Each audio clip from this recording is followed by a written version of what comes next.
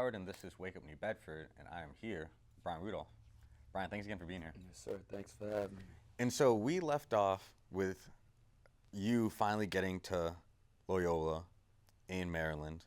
And so my question to you is, so many people have brought up that watching college sports, but especially college basketball and football, but college basketball is more exciting than the NBA.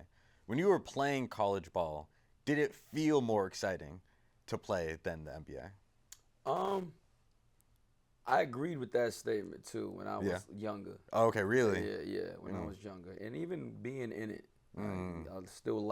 I still enjoyed watching other college basketball teams play. Okay. It's a grind, and I think it all depends on what the experience you're going through in that present time. Okay. So like my freshman year was nothing short of it was amazing. It was amazing. I should say. We won we had the school record for wins. Wow. At the time, yeah, we had like 19 and 11, I believe. We had a big shot of going to the NCAA tournament, March Madness.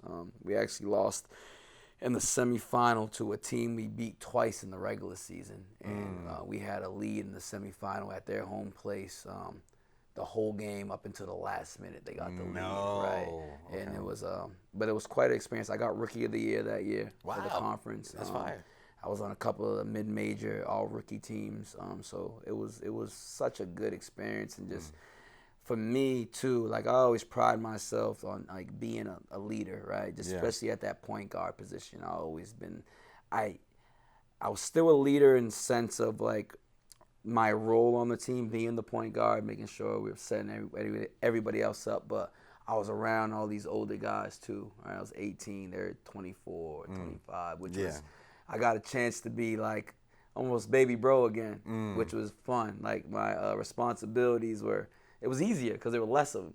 There was less responsibilities, so I got to just really kind of freelance and just do what I do, it was amazing. We had a very good year. Did your older teammates respect you as the leader, even though you're younger? At first, our best player, he had a hard time with it. He had a hard time with it. He was Gerald Brown. Actually, God rest his soul, man. He averaged like 20 points a game. He was probably one of the best scorers I ever played with. Wow. But he was hell-bent on, again, probably similar, like his role being different, having the ball in his hands more, and having to do more of the grunt work to get his shot. Okay. With me on your team, you don't have to do that. Okay. I'll get the shot for you. Let me do blah, blah, blah, blah, and set you up so you could just come off a curl or something. Sure. Or just a driving kick three for you.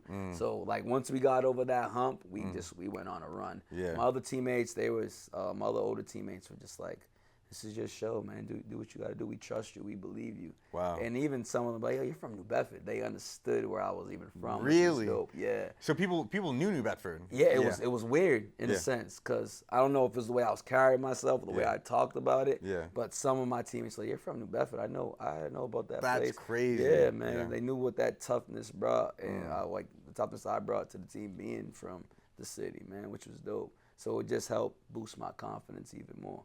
So you brought up that word leader, and like that means a lot to you at this point. I mean, that's like a part of your brand. Right. When did you first feel like to yourself like, oh, I am a leader, or I want to be one? Like, when did that realization come? So again, it was instilled in me at a young age. So my mother used to drop me off at Carney Academy. She used to make me say 3 things back to her. Okay. Like, I'm the best thing that ever happened to you. Okay. I'm number one, and I'm a leader.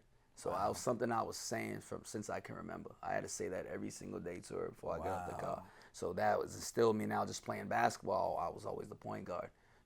As a point guard, you're an extension of your coach. You're the leader of a team.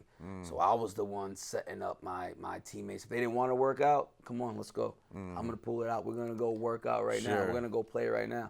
We're setting up the 5-on-5 game. We're doing a 3-on-3 tournament in my backyard. Like I was always the one to do those things. So it kind of was just instilled in me, I think, just by constantly saying it, like those affirmations, constantly saying something over and over. You just became it. I became that. And, it only developed over time. It did. Yeah, exactly. Yeah, exactly. And it's really crazy how your life worked out, because it seems like everything just prepared you for that next step. Right. Yeah. Right. And so now you finished with college. So what do you go to college for? So I went to college for, I told my coach, I want to do business. He said, yeah, you're going to do communications, which is cool. Because the time, and like going back to the first question, right? That grind of college basketball is different. You really don't have time for anything else. Even in the summertime, like I never had a summer job. Like maybe I did like later on, but it was like you need to prepare yourself for basketball. And basketball is one of the where it falls in the seasons. It's year round essentially. You always are preparing for the next thing or to stay consistent and to get better. It has to be a year round thing at that scholarship level. And so, so why did he want you to do communications? So no worries, I don't even know. I think he figured that business was just gonna be too much.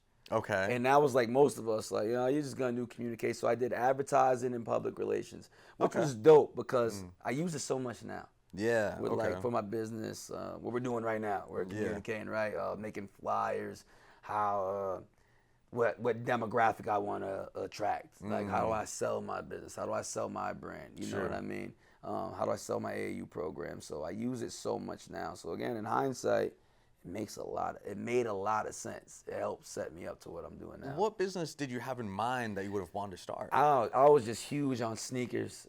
I love clothes. Yeah, sure. I love clothes, even to this day, man. I just buy stuff, man. Especially with these things now, it's bad. It's too easy. It's too easy. So I was like, I want my own sneaker store. I want to be a basketball player with his own sneaker store. That's a fire idea. It's a fire idea, man. So, I was a kid getting the Jordans every Saturday, like 100%, or the Air Forces. So that was it. I wanted to do a business. I wanted to do a business major, but ended up doing advertising and public relations. So I graduated with my bachelor's in communications. And so, while you're in college, I mean, you're still doing so great that, I mean, from an outside perspective, it still sounds like you have a possibility of making it to the NBA. Like, it seems like you're doing everything right. You know, you're doing the best you could be, honestly. Right. So, did you feel like while you're in college that you still have an opportunity to make it to the league? So after my freshman year, I get Rookie of the Year, and there was a dude that a player that my coach had. His name was Andre Collins, and my coach was at the University of Maryland, where he won a national championship as an assistant before he came over to Loyola. When he came over to Loyola, he brought the kid Andre Collins, who was like a backup point guard at University of Maryland, with him to Loyola. And he had like a hell of 2 seasons. Like, he absolutely killed it. Sure. And he was my size. He used to play summertime with us. And he wasn't in the NBA, but he was making 6 figures a year overseas. Oh, wow. Yeah. Okay. So I was just like, and my coaches were like, yo, you remind us of him so much. And I was like, all right. So if this NBA doesn't happen, which I'm still thinking of, I know I could go play basketball overseas for sure. Like, guaranteed. So after my freshman year, that again just put it in my head, like, I'm definitely going to do this, right? And then my sophomore year happened, which we lost all of our older guys, our veterans.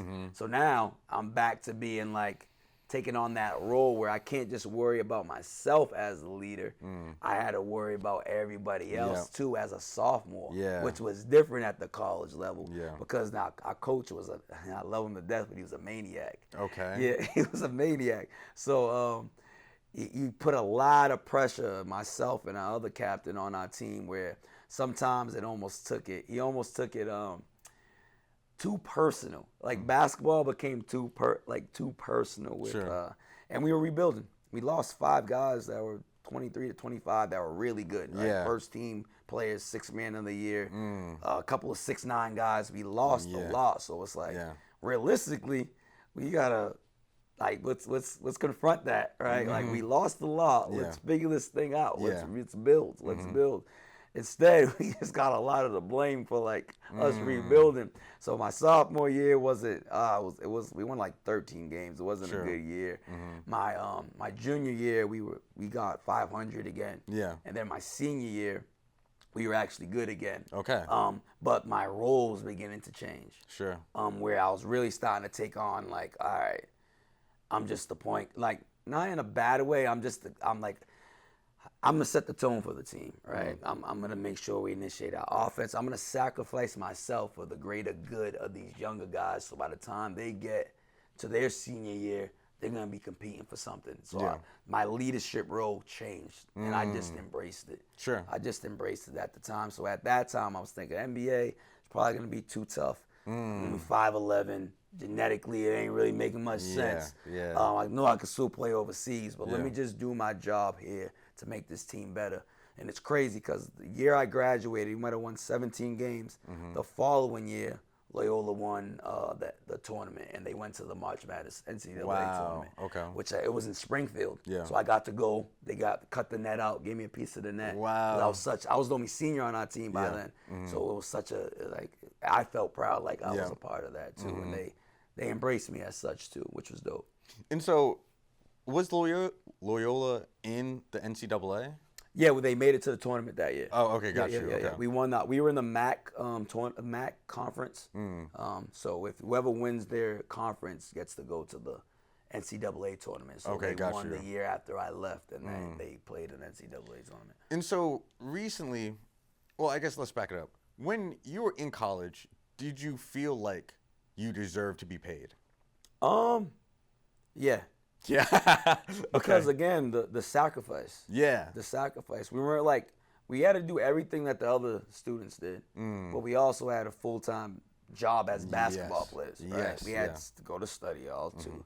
We had to go to our classes. We weren't on the road and just not worrying about school. No, we had our tutors with us on the road, academic advisor, making Really? sure we're doing what we're supposed to do. Sure. And I think the biggest sacrifice, I would say, it was like the summer times. Because it wasn't like we could just go get a 9 to 5 and really Yeah. work. We had to grind to stay on top of Yeah. our game. So Yeah. I love the NIL situations. I got a couple guys and girls that I train now that are getting their NIL money, and I think it's well deserved because again, I see how hard they work. Yeah. Right, and if they want to be great at it and they want to play at that professional level, why not get paid now? Because the schools are making a lot of money for A it. lot. So we would have what's called money games, right, at Loyola. We were a mid-major, so we'll go play a high major, like we'll play a Duke, we'll play North Carolina State, a Kansas. And when you're at these schools to play, they're basically paying you for a win. Okay. Like this is a guaranteed win on our schedule because they're just a Sure. higher level. Yeah. So they'll give your program money.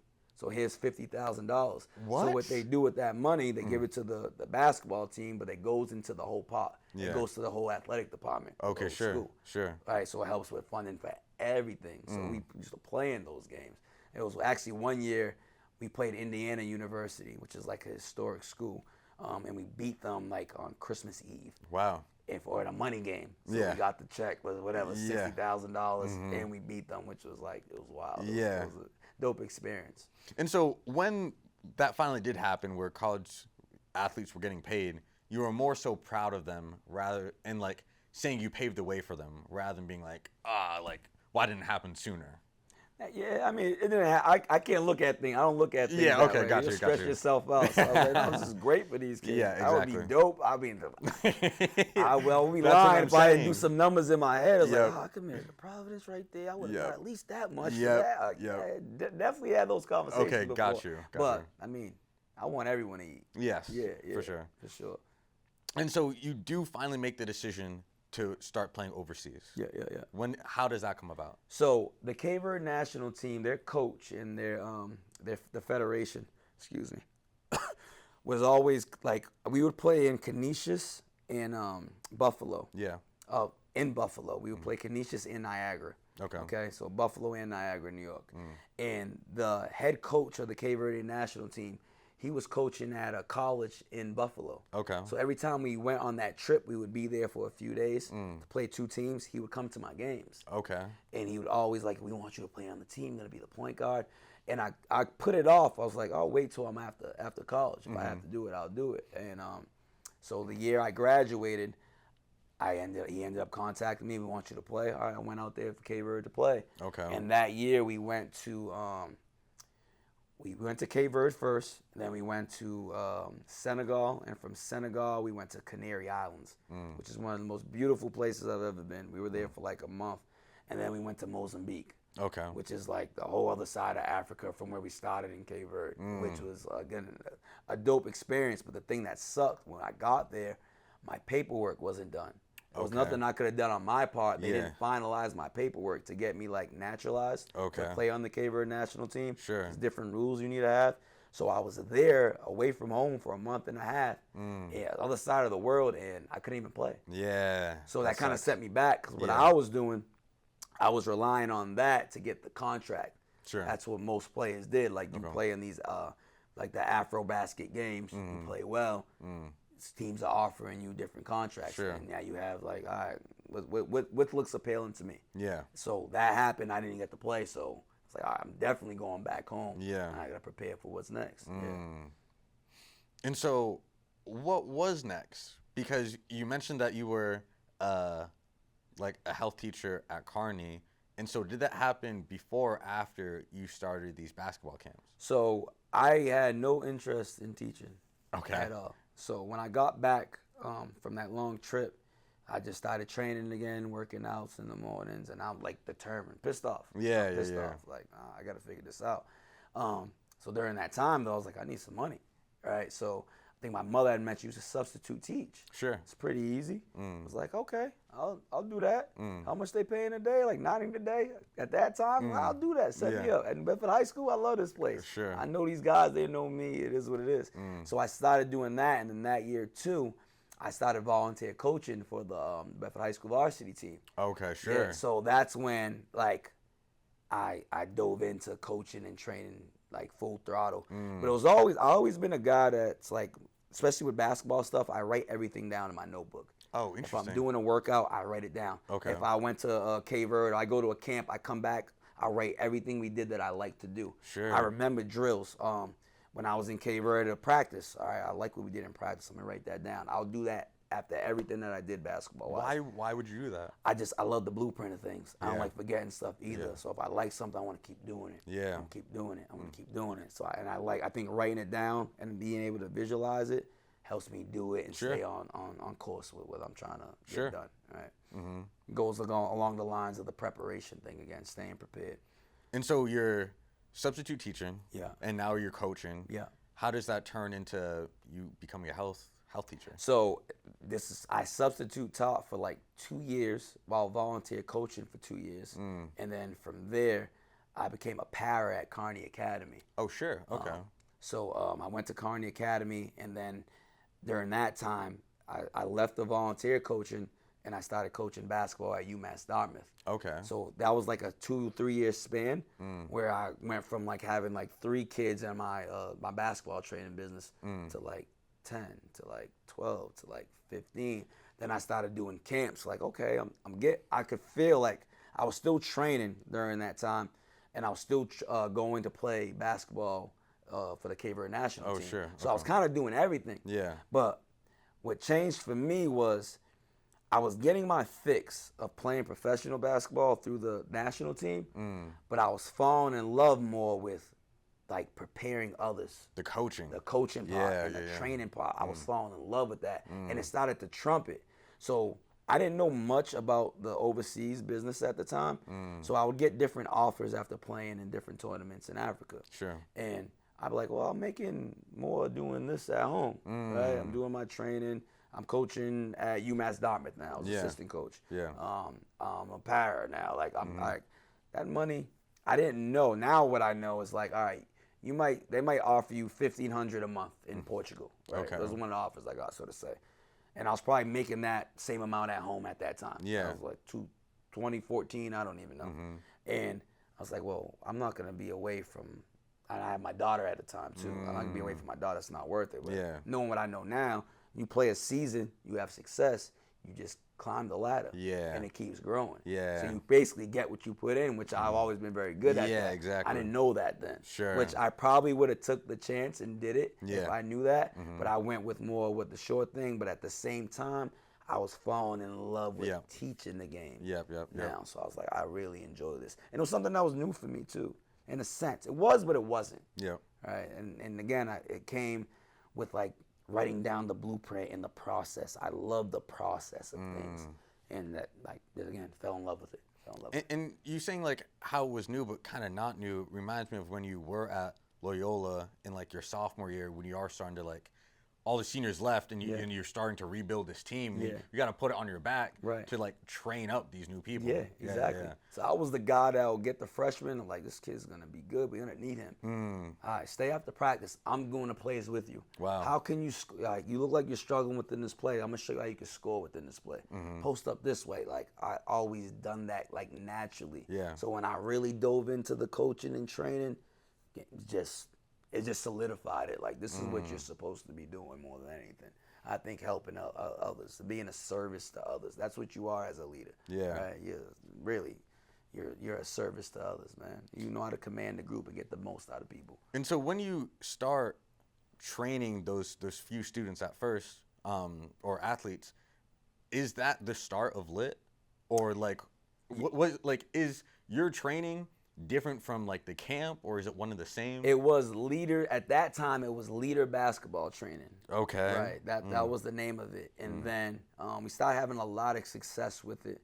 I mean, it was just me at the time. Sure. And then like, I love collaborating with people that are like-minded. So I was like, we got to do something big. Like I told you, I was going to basketball camps when I was young. Yeah. And we didn't have basketball camps like that here, right? And at that time, it was almost dying down here. Okay. Okay, and I was just like, all right. Derek Baptiste, Yep. Counselor Award for, he had his AAU program called Mass Silk, and he had like, I don't know, 6, 7 teams. It was like, this is wow. a pretty good following, Okay. right? And then maybe more. And then Jordan Pina, he was kind of we coached together, volunteer coached at New Bedford High together, and he became the girls coach. Okay. He's still the girls coach now. Okay, sure. And I was doing my thing with coaching at this time. Now I'm a health teacher. You have to be in a para. I'm a health teacher. I became, after leaving UMass, I was going to UMass, assistant coach. I went back to New Bedford High as the head JV coach. Oh. And I went back to UMass because Okay. they offered me a better spot Yeah. at UMass. I went back to UMass. So that's when the year we kind of put the camp together. That was like 2000 and it's year 9, 2016. We just joined forces, brainstorming names. I'm already doing leaders basketball training, and that's when that word lit was getting thrown around a lot. Like, Yeah, it's lit, sure. it's lit. And we're like, yo, leaders in training. This is perfect. This makes so much sense. It really does. Yeah. Yeah. And we just took it and we ran with it and we started the camps. And it was just a camp. I was still doing my leaders basketball training. Okay. And it was just a camp that we did together. Okay. And in our first camp, man, I had like 150 kids. Wow. And then every year it would grow 150, 175, 200. And it was just like, wow. So camps aside, the training you're doing is like one-on-ones? No, it's everything now. So now leaders in training is not just myself, right? Yeah, We got a team. Yeah. Different trainers, different coaches, different referees, different community leaders that we're all together with it. Just the face of it. You know what I mean? Got you. So right now, I know it's weird for me because I'm talking about like a lot of I and me because they're different. But when I talk about leaders and trainers, it's like we, us, our. Yeah. I try to use that terminology for it because that's what it is. Can't do any of this with just yourself. Yeah. So I do one-on-one training with 7-year-olds to 14-year-olds to Division I college kids that are getting big time NIL money to NBA players. Right? Train everyone, and we do small group trainings. We do large group trainings. We do our basketball camp. We do basketball clinics. We have our AAU program now, Leaders of the Lit AAU program. Okay. We're on. What do we have? How many teams do we have? We had 7 teams this year. We just started the girls chapter of it too. We had 2 girls teams this year, 5 boys teams, 5th grade, 6th grade, 2 7th grade, 8th grade. Year or 2 ago, we had like the number 1 team in New England, Division I, which is the top level of AAU basketball. Okay. Just the high school kids. So Sure. our girls teams killed it this year. Our 5th grade girls were number 1 in New England all year. Our 10th grade girls were like number 3 in New England. So it's blossoming right now. But we do every little thing you can do basketball-wise. We do our summer league at Buttonwood Park. This is like year 5 of that we got going on right now. So just about everything we can tap into basketball-wise to give back to our community. That's exactly what we're doing. And with Lit, we try to make it more than basketball, right? We try to give them the things that we know that they need, right? So just being at different camps, like I went to that camp. I never did yoga. Like as you get older, you start taking care of your body more. Yep. I know I like this now. Let's introduce this to this kid as a 12-year-old and let maybe some habits from this mindfulness training or mental health workshop they can bring into their life to help elevate them just as people, not just as basketball players. So we try to introduce them to all those different things. We got financial literacy courses and we're doing a lot of different stuff with them. So when did you realize that social media is as big of a tool as what you're using it now? Like when did that finally click and you were starting to push everything you were doing on social media? I used to do it on like the iMovie on my phone. Okay. Yeah, I used to clip the workouts myself. Really? When I first started, and then as social media just started growing, and you see different. I was gaining so much information from social media, and seeing different basketball trainers and what they were doing, and like, okay, I like what that guy's doing. I do it this way, but I'm like, I could take something for that. Yeah. Nothing that we do is getting started for the first time. Yeah, sure. The blueprint is out there. Right. Yeah. It's all copycat, right? You just got to put your spin on it and make it yours, right? Yeah. So that's what I got from social media, and then became big. Like I want to give as much information as possible, the blueprint out to these kids. I know what it takes to be successful in this game. I know what it takes to be successful off the court. How can I do my best to give these kids the blueprint, or an adult the blueprint, whatever it may be. So that's when we really started taking over with like the free games and posting workouts every day so people can see it and take it for what they want to take it for. And so for so much of your life, you were looking forward to the next thing, climbing, staying hungry. And it sounds like you're at a point where like you've kind of achieved everything you wanted. Like, do you feel comfortable, or are you already looking towards the next thing? That is such a great question. I ask this question to myself all the time. Sure. Like, oh, that's an amazing question. I'm glad you answered that.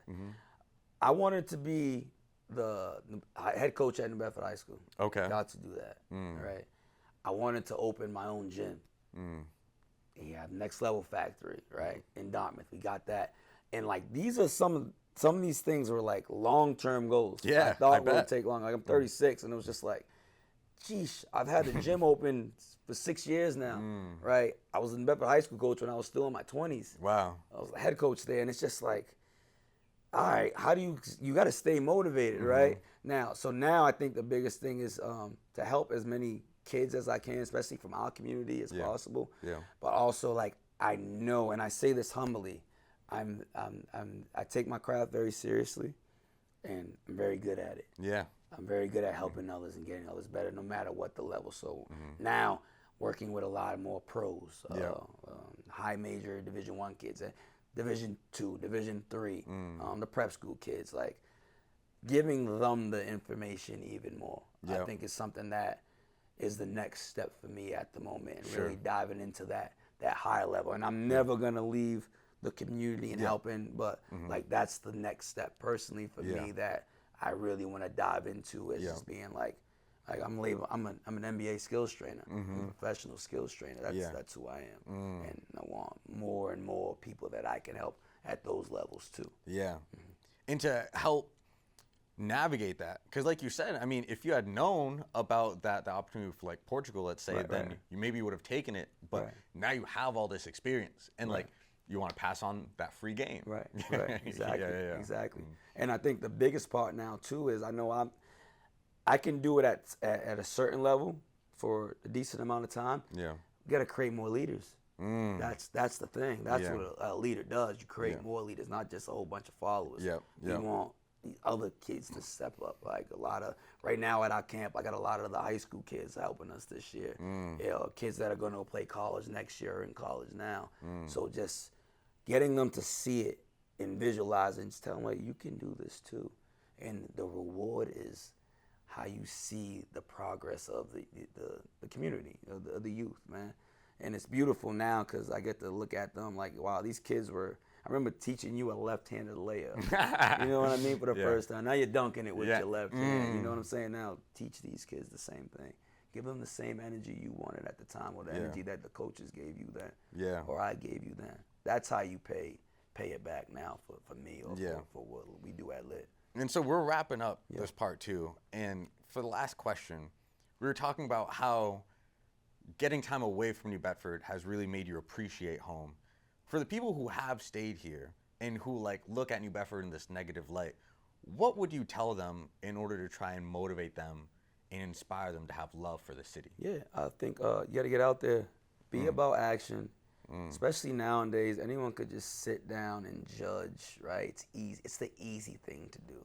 It's for whatever reason, I don't know, on the internet, hate trumps love. Yeah. But that's not true, man. When you're really out there, the love's always gonna take. Yeah. It's always gonna take over. So I say, get yourself out there, be a part of your community, and don't just talk about it, be about it. Be about it. It's way more gratifying, and you're gonna get what you put in. Like, big believer in that. Like, the more you give back, the more you're gonna get back tenfold, right? And it's worth it, especially when you're doing it for the community. And I think collaborating with each other, that's the thing about New Bedford that probably bothers me the most. There's not enough here, right? And so we're so close. We all know each other. We all know each other. We all grow up with each other. Our families know each other. Yeah. One of my grandmother's favorite things to say every time she sees someone, "Who's his grandmother?" I'm like, "I don't know, Ma. You ask her." She thinks she knows everybody. You know what I mean? I know. But like, collab, man.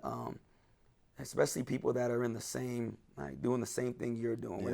Don't be against each other. We're all so much stronger together than we are apart, right? We get here, man. New Bedford's a beautiful city, man. And I think you hear it from outsiders, right? They come and see it. Like, I didn't know this place was like this, right? And they don't want to leave sometimes, right? But we got to see it for what it is, too. Yes. Man. I couldn't have said it better myself. Brian, thank you so much for sitting down with me. This has been a great story, and I feel like whoever's going to watch this, it's going to be impossible not to get inspired, honestly, by your story. So thank you, everyone, for watching. This has been my episode with Brian Rudolph, and definitely look him up on social media. He puts out a lot of free game, all right, and I hope you're able to get something from this. Thank you so much for watching, and catch us in the next episode. Peace. I'm running,